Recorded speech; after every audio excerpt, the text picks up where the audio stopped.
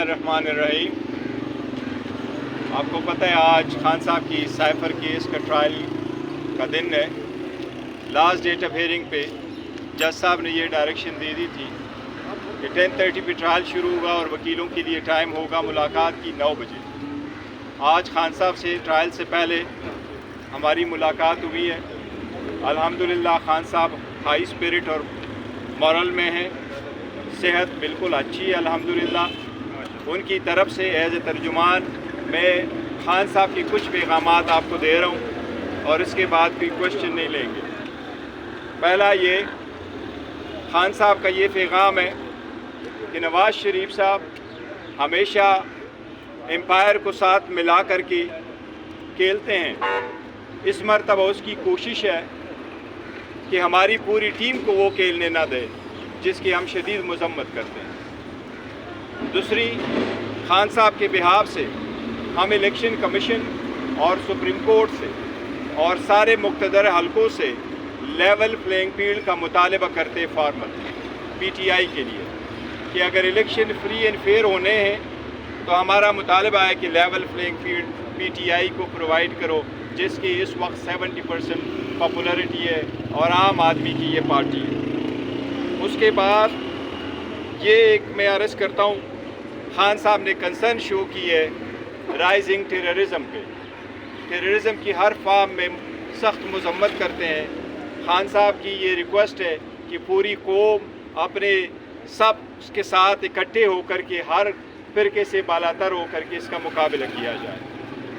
आखिरी बात ये कि खान साहब के पास आज सुप्रीम कोर्ट की तरफ से एक लेटर आया था और उस लेटर में खान साहब को कहा गया कि क्या आप रिप्रेजेंट होना पसंद करेंगे नेब के केस में। खान साहब ने उसको एक्सेप्ट किया है। खान साहब ने सुप्रीम कोर्ट को वापस लिख लिया है कि मैं नेब के केसेस में एज ए रिस्पॉन्डेंट ख़ुद पेश होऊंगा।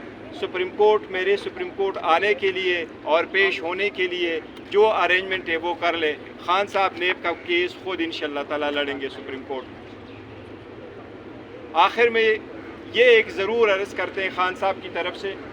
खान साहब ये फरमा रहे हैं कि साइफर जो आया था, हमारा सिर्फ 2 क्वेश्चन है।